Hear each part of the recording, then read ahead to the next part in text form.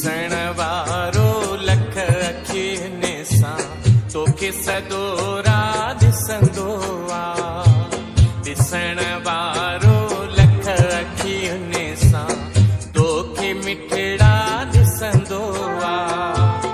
ॼाणण वारो सभु थो ॼाणे मुंहं सां कुझु न पुछंदो आहे। ॾिसण वारो लख अखियुनि सां तोखे सॼो रात ॾिसंदो आहे। ॾिसण वारो लख अखियुनि सां तोखे मिठड़ा ॾिसंदो आहे।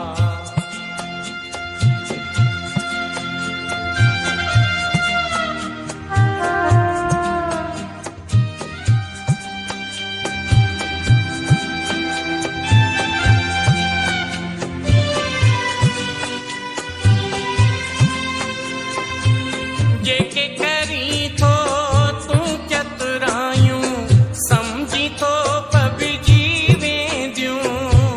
पाप जूं गठरियूं जेके भरी थो समझी थो दबिजी वेंदियूं। हू तुंहिंजी हर हिक हरकत खे नाथ नज़र में रखंदो आहे।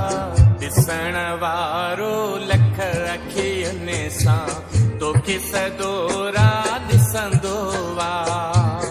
ॾिसण वारो लख अखियुनि सां तोखे मिठड़ा ॾिसंदो आहे। तूं समझी थो तेंजे कपट ते राम थींदो तोसां राज़ी। तुम समझते हैं तुम्हारे कपट के ऊपर, तुम्हारी चोरी ठगी के ऊपर तुम्हारे से परमात्मा राजी हो जाएगा। लेकिन वो तुझे हर एक हरकत के नजर सामने आएगा। तुमको देख रहा है, जांच रहा है, हर एक नजर से वो तुमको देख रहा है।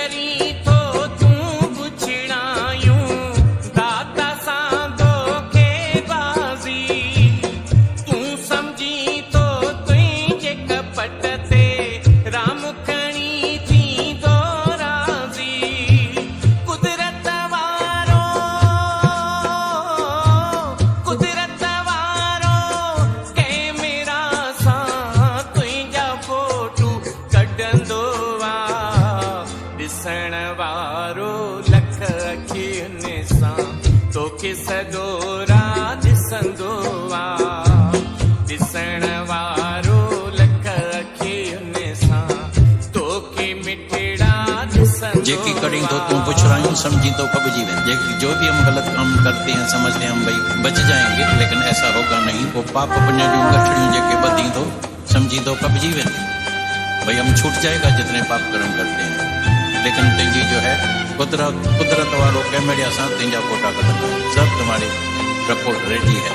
उन जा मुलाजिम तेजे पुठियां पाछे वांगुर पड़ंदा आहिनि। परमात्मा के जो मुलाजिम है ना, वो तुम्हारे साए की तरह तुम्हारे आगे पीछे घूम रहे हैं और सेकंड मिनट में तेजा लेखा लिखते हैं। एक सेकंड एक मिनट का लेखा परमात्मा के पास है। पाप पुण्य जा मालिक वही चित्र तेजा चिट्ठी हुआ है। पूरा तुम्हारा जो लेखा हिसाब किताब है।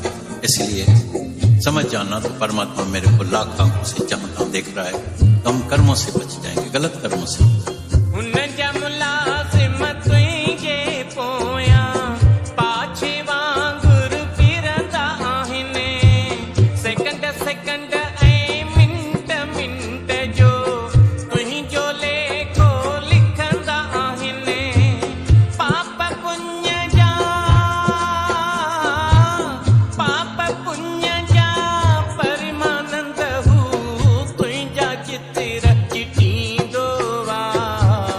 ॾिसण वारो लख अखियुनि सां तोखे सॼो रात ॾिसंदो आहे।